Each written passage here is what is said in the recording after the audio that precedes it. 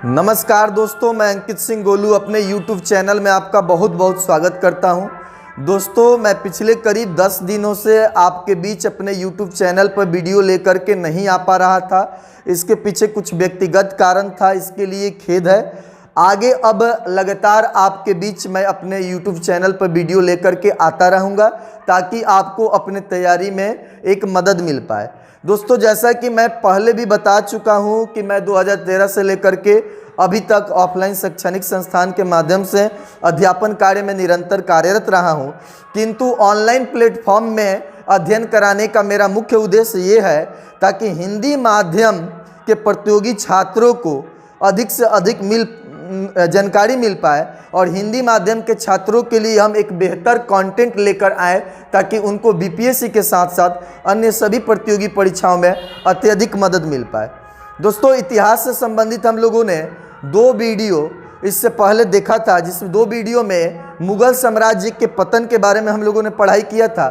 मुगल साम्राज्य के पतन भाग 1 और मुगल साम्राज्य का पतन भाग 2। इस दोनों वीडियो में हम लोगों ने बहादुर शाह के कार्यकाल को और उससे पहले मुगल भारत कैसे आए हैं, कब आए और मुगल में कौन कौन भारत में शासन किए, प्रथम मुगल शासक कौन रहे, अंतिम मुगल शासक कौन रहे, आधुनिक भारत के इतिहास में मुगल साम्राज्य के पतन को किस मुगल शासक के कार्यकाल से पढ़ना है, इस सभी जानकारियों के बारे में हम लोगों ने दोनों वीडियो में देखा था। तो आपसे निवेदन है कि अगर आप उन दोनों वीडियो को नहीं देखे हैं तो उसका लिंक हम आपको डिस्क्रिप्शन में दे देंगे। आप वहां से दोनों वीडियो को जा करके ज़रूर देखें, उससे आपको आपके तैयारी में बहुत ज़्यादा मदद मिलेगा, चाहे वो प्रारंभिक परीक्षा हो या मुख्य परीक्षा हो, बीपीएससी के लिए या अन्य किसी भी प्रतियोगी परीक्षाओं के लिए। तो इस दोनों वीडियो को आप ज़रूर देखिएगा यदि नहीं देखे हैं तो। आज हम लोग मुगल साम्राज्य के पतन में भाग 3 पर विचार करते हैं और भाग 3 में हम लोग मुख्य रूप से जहांदार शाह के कार्यकाल में होने वाले प्रमुख घटनाओं के बारे में अध्ययन करेंगे। लेकिन उससे पहले हम लोग ये जानेंगे कि जहांदार शाह मुगल शासक, मुगल बादशाह, मुगल सम्राट किस प्रकार से बने, क्योंकि हम लोगों ने भाग 2 में ये देखा था कि बहादुर शाह की मृत्यु हो जाती है। बहादुर शाह की मृत्यु के बाद से जहांदार शाह शासक किस प्रकार से बने, ये जानना अत्यंत ही जरूरी है, क्योंकि इसके न जानने के कारण हम लोग क्रमबद्धता खो देंगे। तो आइए हम लोग पहले जानते हैं कि बहादुर शाह के मृत्यु के बाद जहांदार शाह किस प्रकार से मुगल शासक बने। उसके बाद हम लोग जहांदार शाह के कार्यकाल में होने वाले प्रमुख घटनाओं का अध्ययन करेंगे जिससे संबंधित प्रश्न बनते हैं। बहादुर शाह के 4 पुत्र थे। एक का नाम जहांदार शाह था, बहादुर शाह के एक पुत्र का नाम जहान शाह था, एक का नाम अजीम उद शान था और एक का नाम रफी उद शान था। तो आपने देखा कि बहादुर शाह के 4 पुत्र थे, जहांदार शाह, जहान शाह, अजीम उद शान, रफी उद शान। इन चारों पुत्रों में उत्तराधिकारी के लिए लड़ाई होता है। इन चारों पुत्रों के बीच फूट भी डाला जाता है जुल्फिकार खां के द्वारा। तो आइए हम लोग बहादुर शाह के उत्तराधिकारी के बारे में जानते हैं। बहादुर शाह के मृत्यु के पश्चात उनके चारों पुत्रों में उत्तराधिकारी प्राप्त करने के लिए युद्ध हुआ, जिस युद्ध में उसके एक सबसे कम काबिल पुत्र जहांदार शाह विजयी हुआ, क्योंकि उस समय के सबसे शक्तिशाली सामंत जुल्फिकार खां ने जहांदार शाह का सहयोग किया। तो आपने देखा कि बहादुर शाह के 4 पुत्र जहांदार शाह, जहान शाह, अजीम उद शान, रफी उद शान थे, लेकिन इन चारों पुत्रों में सबसे कम काबिलियत वाला पुत्र जिसका नाम जहांदार शाह था, वो मुगल साम्राज्य की गद्दी पर बैठ जाता है। अब ऐसा कैसे संभव है? तो ऐसा इसलिए संभव है क्योंकि उस समय के सबसे शक्तिशाली सामंत जुल्फिकार खां ने सहयोग किया। किसका? जहांदार शाह का। जुल्फिकार खां कौन थे? तो उस समय के शक्तिशाली सामंत थे। इनके बारे में हम लोग विस्तृत जानकारी का अध्ययन हम लोग करेंगे, लेकिन कहाँ अध्ययन करेंगे? मुगल साम्राज्य के पतन में हम लोग इनके बारे में अध्ययन नहीं करेंगे। हम लोग आगे जब जुल्फिकार खां का टॉपिक पढ़ेंगे, उससे संबंधित जानकारियों का अध्ययन करेंगे, तो हम लोग वहाँ पर डिटेल में जानेंगे कि जुल्फिकार खां थे कौन। तो अभी हम आपको बता दें कि जो जुल्फिकार खां थे, इनके पिता का नाम असद खां था और असद खां मुगल साम्राज्य के गद्दी पर बैठने वाले औरंगजेब, जो मुगल शासक हुआ करते थे 1707 में जिनकी मृत्यु हो गई, तो उस औरंगजेब के कार्यकाल में असद खां प्रधानमंत्री के रूप में, मतलब कि मंत्री के रूप में कार्य कर चुके थे। तो असद खां जो थे जुल्फिकार खां के पिता थे। बाकी विवरण हम लोग उनके बारे में आगे के वीडियो में जहाँ पर पढ़ना होगा वहाँ पर पढ़ेंगे। तो हम लोगों ने देखा कि जहांदार शाह बहादुर शाह का उत्तराधिकारी होते हैं। अब जहांदार शाह के कार्यकाल में होने वाले प्रमुख घटनाओं के बारे में हम लोग अध्ययन करते हैं। जहांदार शाह का कार्यकाल 1712 ईस्वी से 1713 ईस्वी तक होता है, मतलब कि करीब 1 वर्षों का इनका कार्यकाल होता है। जहांदार शाह जुल्फिकार खां की मदद से बादशाह बना। तो जहांदार शाह के कार्यकाल में एक प्रमुख जानकारी हम लोगों को याद रखना है, इससे संबंधित प्रश्न बन सकता है, किसी भी एग्जाम में बन सकता है। तो ये ध्यान रखना है कि जहांदार शाह जुल्फिकार खां के मदद से बादशाह बना या मुगल सम्राट बना। जहांदार शाह ने जुल्फिकार खां को अपना वजीर नियुक्त किया। मुगल शासन में उस समय वजीर का पद एक बहुत प्रमुख पद हुआ करता था, और इस वजीर के पद पर, यानी कि अपने शासन में एक प्रमुख पद पर जहांदार शाह ने जुल्फिकार खां को नियुक्त किया। तो इसके पीछे वजह क्या था? इसके पीछे वजह ये था कि जहांदार शाह जुल्फिकार खां के मदद से ही मुगल साम्राज्य में शासन करने का काम किए, मुगल सम्राट की गद्दी पर बैठे मुगल बादशाह बने। तो इसलिए उन्होंने क्या किया? जुल्फिकार खां को अपना वजीर नियुक्त किया। अगला हम लोग देखते हैं कि जहांदार शाह ने जुल्फिकार खां के पिता असद खां को अपना वकील नियुक्त किया। तो जुल्फिकार खां को वजीर नियुक्त किया और उनके पिता असद खां को, जो औरंगजेब के कार्यकाल में भी मंत्री पद पर रह चुके थे, तो उनको क्या बनाया गया? वकील बनाया गया। किसके द्वारा? जहांदार शाह के द्वारा। तो यहां तक बिल्कुल आपको कंसेप्ट क्लियर होगा। अब हम लोग अगला देखते हैं। जहांदार शाह ने आमेर के राजा जय सिंह को मिर्जा राजा की उपाधि दी। तो जय सिंह को मिर्जा राजा की उपाधि किसने दी? जहांदार शाह ने दी। उसके बाद से यहां पर साथ ही मालवा का सूबेदार बनाया। मालवा का सूबेदार भी बनाया गया। मालवा मुगल शासक, यानी कि मुगलों के शासन क्षेत्र में ही मालवा आता था। हम लोग शुरुआत के वीडियो में मालवा के बारे में हम लोग थोड़ा सा पढ़े थे। तो मालवा मुगलों के शासनकाल के भीतर ही आने वाला क्षेत्र था, और मालवा जो मुगलों के अधीन था वहां का सूबेदार बना दिया गया। किसको? तो जय सिंह को, और मिर्जा राजा की उपाधि भी इनको दी गई। तो ये चीज़ें आपको याद रखना है कि जय सिंह को मिर्जा राजा की उपाधि किसने दी? तो जहांदार शाह ने दी। और उसके साथ साथ जय सिंह को मिर्जा राजा की उपाधि देने के अलावा मालवा का सूबेदार भी बनाया गया। साथ ही मड़वार के राजा अजीत सिंह को, मड़वार के राजा अजीत सिंह को महाराजा की उपाधि दी गई। किसके द्वारा? जहांदार शाह के द्वारा। महाराजा की उपाधि देने के अलावा आप यहाँ पर देख सकते हैं कि गुजरात का सूबेदार भी बनाया गया। तो जय सिंह को मालवा का सूबेदार और अजीत सिंह को गुजरात का सूबेदार बनाया गया जहांदार शाह के द्वारा।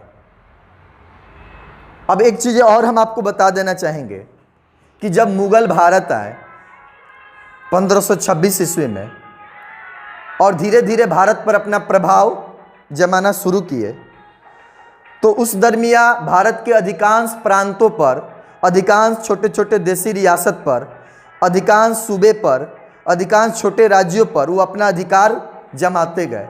लेकिन उसके अलावा मुगलों के शासन के अलावा भी कई ऐसे क्षेत्र थे जहाँ पर राजपूतों का अधिकार था, कहीं सिखों का शासन था, कहीं मारवाड़ का शासन था। तो ये सब चीज़ें हम लोग धीरे धीरे जब पढ़ाई करेंगे, अलग अलग टॉपिक पढ़ेंगे, कभी सिख के बारे में, कभी राजपूतों के बारे में, कभी मराठा के बारे में, तो वहाँ पर हम लोग धीरे धीरे देखेंगे कि मुगल शासन व्यवस्था के साथ साथ कहीं सिखों का शासन व्यवस्था था, कहीं मरवाड़ों का था, कहीं मराठों का था, कहीं आपका ये राजपूतों का था। और उसमें हम लोग ये भी देखेंगे धीरे धीरे कि कभी सिखों पर शासन करने का प्रयास किया गया। किसके द्वारा? तो मुगलों के द्वारा। कभी राजपूतों को दबा के रखा गया या दबाने का प्रयास किया गया। कभी मराठा पर दबाव दिया गया, वहाँ पर शासन छीनने का प्रयास किया गया। तो ये चीज़ें होती रही है, ये घटनाएं होती रही हैं, और इतिहास के बारे में हम लोग ये चीज़ें पढ़ते जाएंगे और नॉलेज हमारा बढ़ते जाएगा कि कभी राजपूतों से विवाद हुआ तो कभी सिखों से विवाद हुआ, कभी मराठा से विवाद हुआ, इस तरीके से कभी जाटों से विवाद हुआ। तो किसके किसके बीच विवाद हुआ, कैसे विवाद हुआ, किस तरह का युद्ध हुआ, किस तरह के युद्ध में कौन विजयी हुआ, इन सब चीज़ों के बारे में हम लोग पढ़ाई करेंगे। तो एक बात अपने माइंड में ये सेट कर लीजिएगा कि पूरे भारत में मुगलों का शासन तो था, लेकिन कई ऐसे क्षेत्र थे जहाँ पर सिख का शासन था, राजपूतों का शासन था, मराठा का शासन था।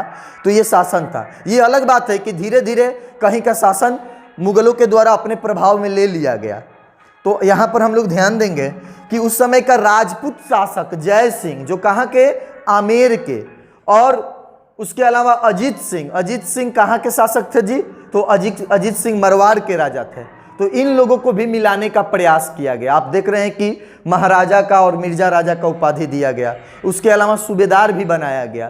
तो कुल मिलाकर के हम लोग ये कह सकते हैं कि मुगल शासक जहांदार शाह के द्वारा राजपूतों को मिलाकर रखने का प्रयास किया गया। अब आगे के टॉपिक में हम देखते हैं कि राजपूतों के अलावा यहाँ पर आप देख सकते हैं कि इन्होंने जाट सरदार चूड़ामान तथा बुंदेला सरदार छत्रसाल से भी मेल मिलाप रखा। तो उस समय के ताकतवर व्यक्तियों में गिने जाते थे यहाँ पर जाट सरदार चूड़ामान भी और ये बुंदेला सरदार छत्रसाल भी, ये उस समय के ताकतवर हुआ करते थे। तो इनको भी मिला लिया गया, किसके द्वारा? जहांदार शाह के द्वारा मिला करके रखा गया। तो आपने क्या देखा? अभी तक आपने देखा कि बहादुर शाह के चारों पुत्रों के बीच उत्तराधिकारी का जो युद्ध हुआ, उस उत्तराधिकारी के युद्ध में जहांदार शाह विजयी हुआ, कम काबिल होते हुए भी विजयी हुआ। क्यों विजयी हुआ? क्योंकि उसके पीछे उस समय के एक शक्तिशाली सामंत जुल्फिकार खां का हाथ था, और जुल्फिकार खां के बारे में हम लोग विस्तृत जानकारी आगे करेंगे।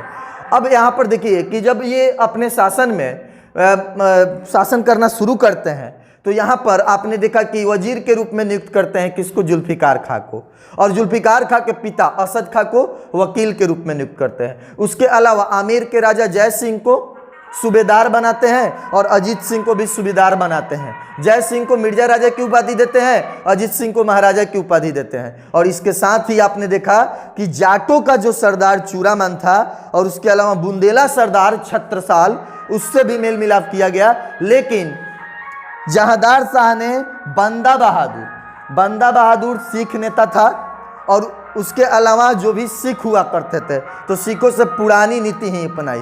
पुरानी नीति का मतलब ये हुआ कि मुगल शासकों और सिखों के बीच पटता नहीं था, उनके बीच युद्ध हुआ करता था। क्योंकि सिखों के बारे में जब हम लोग अध्ययन करेंगे तो हम लोग देखेंगे कि कई सिख गुरुओं को, जैसे अर्जुन देव के बारे में हम लोग पढ़ेंगे, तेग बहादुर के बारे में पढ़ेंगे, उसके अलावा हम लोग गुरु गोविंद सिंह के पुत्रों के बारे में पढ़ेंगे। तो वहाँ पर हम लोग देखेंगे कि मुगल शासकों के द्वारा उनकी हत्या करवा दी गई, और उन हत्या करवाने के पीछे धर्म परिवर्तन एक विशेष वजह था। धर्म परिवर्तन कराना चाहा जा रहा था, किसके द्वारा? मुगल शासकों के द्वारा, ताकि सिख अपना धर्म बदल करके और इस्लाम धर्म को कबूल कर ले। ये एक मेन वजह था जो मौजूदा समय तक भी सिखों और मुस्लिम धर्म के लोगों के बीच एक टकरार रहता है। तो ये एक ऐतिहासिक चीज़ है, इसको बताना जरूरी था। तो वह पुराना नीति ही अपनाते हैं।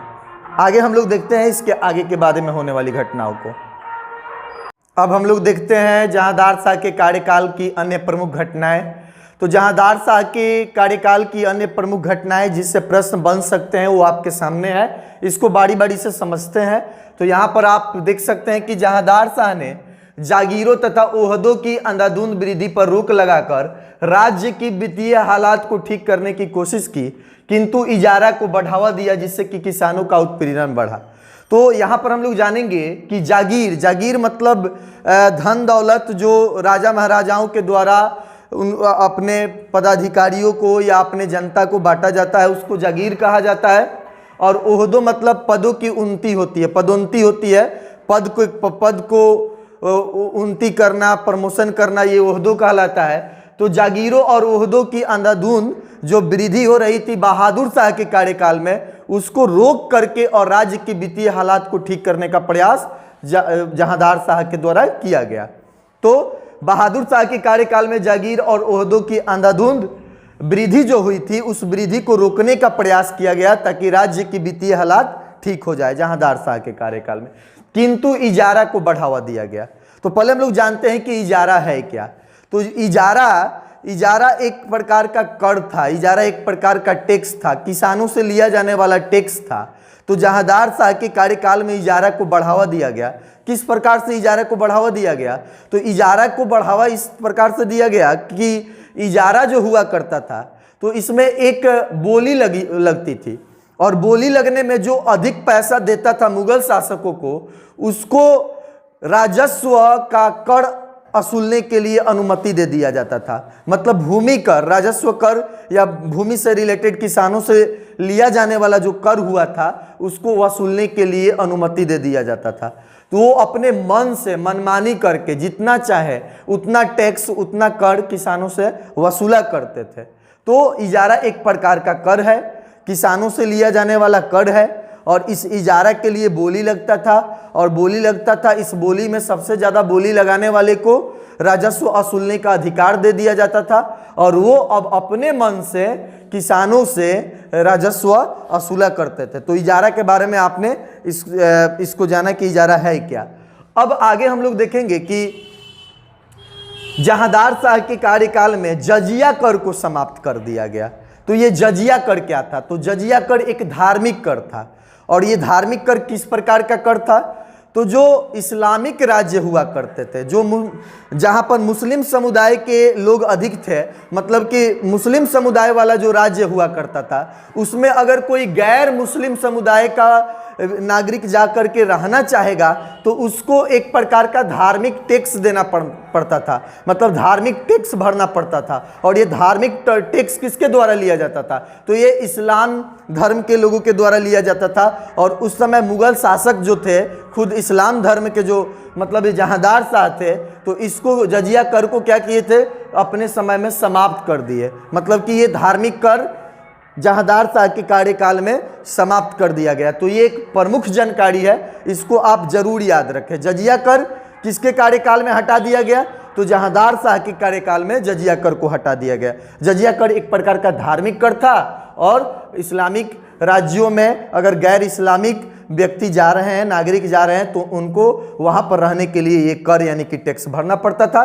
तो इसके बारे में भी हम लोग विस्तार से जान चुके हैं, समझ चुके हैं। और हम लोगों ने इजारा के बारे में भी जान चुके हैं हम लोग कि इजारा क्या है। तो इजारा एक राजस्व कर हुआ करता था, और इसके लिए बोली लगती थी। अब बोली लगाने में जो ज़्यादा बोली बोल करके और इसको मुगलों को दे देता था, अब वो किसानों की सहायता से जितना मनमानी करके और अपना टैक्स उससे वसूल करके खुद को रखता था।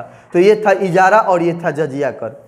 इन्होंने अपना सारा प्रशासनिक दायित्व तो अपने करीबी सुभग चंद्र को दे दिया था। तो इसको भी आपको याद रखना है। जहांदार शाह के कार्यकाल में कुछ गिने चुने नोट पॉइंट को ही हम लोग पढ़ रहे हैं।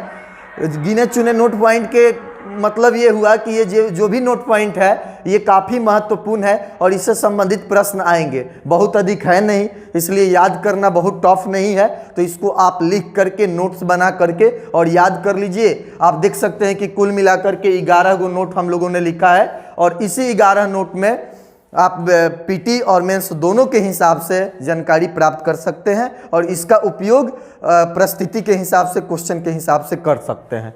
तो अब हम लोग देखते हैं जहांदार शाह के कार्यकाल की और अगली घटना हम लोग देखते हैं। जहांदार शाह लाल कुंवरी नामक वेश्या पर मोहित था। इसने लाल कुंवरी के रिश्तेदारों को उच्च पदों पर नियुक्त भी किया था। तो आप देखिए कि मुगल शासक जहांदार शाह लाल कुंवरी नामक वेश्या पर मोहित थे, मतलब कि फिदा थे, और उसके रिश्तेदारों को उच्च पदों पर बैठा दिए। तो ये चीजें आपको याद रखना है, और इससे संबंधित प्रश्न कई एग्जामों में पूछा भी जा चुका है कि कौन सा मुगल शासक लाल कुंवरी नामक वेश्या पर फिदा था। तो लाल कुंवरी नामक वेश्या पर जहांदार शाह फिदा था, मतलब मोहित था। अब आगे देखते हैं। अजीम उस शान के पुत्र फारुखसियर। आपने देखा कि औरंगजेब की मृत्यु के बाद औरंगजेब के बड़े पुत्र मोहम्मद मुअज्जम यानी कि बहादुर शाह प्रथम मुगल शासक बनते हैं। बहादुर शाह प्रथम की जब मृत्यु हो जाती है तो बहादुर शाह प्रथम के कितने पुत्र? 4 पुत्र, जहान शाह, जहांदार शाह, उसके अलावा हम लोग पढ़े थे अजीम उस शान, और उसके बाद से रफ़ी उद शान के बारे में हम लोगों ने पढ़ा था। तो हम लोग देख रहे हैं कि जो अजीम उस शान है बहादुर शाह के पुत्र, तो इस अजीम उस शान के पुत्र थे फर्रुखसियर, मतलब कि जहांदार शाह के भतीजा थे, जहांदार शाह के भाई अजीम उस शान, और अजीम उस शान का पुत्र मतलब फर्रुखसियर। तो जहांदार शाह का भतीजा फर्रुखसियर 11 फरवरी 1713 ईस्वी को उस समय के ताकतवर व्यक्ति, ताकतवर हुआ करते थे सैयद बंधुओं के सैनिक मदद की सहायता से आगरा में एक युद्ध होता है, और उस आगरा के युद्ध में जहांदार शाह को मरवा दिया जाता है। जहांदार शाह पहले उस युद्ध में हारते हैं, और हारने के बाद जहांदार शाह की कत्ल करवा दी जाती है। और किसके द्वारा करवा दी जाती है? तो सैयद बंधुओं के सैन्य शक्ति की सहायता से करवा दी जाती है। तो यहाँ पर आपने देखा कि फर्रुखसियर सैयद बंधुओं की सहायता से अपने ही चाचा कह सकते हैं जहांदार शाह की मृत्यु यानी कि कत्ल करवा देते हैं। उसके बाद से जहांदार शाह की मृत्यु हो जाती है, और जहांदार शाह की मृत्यु के बाद अगले मुगल शासक बनते हैं कौन? फर्रुखसियर। किसके मदद से? सैयद बंधुओं की मदद से।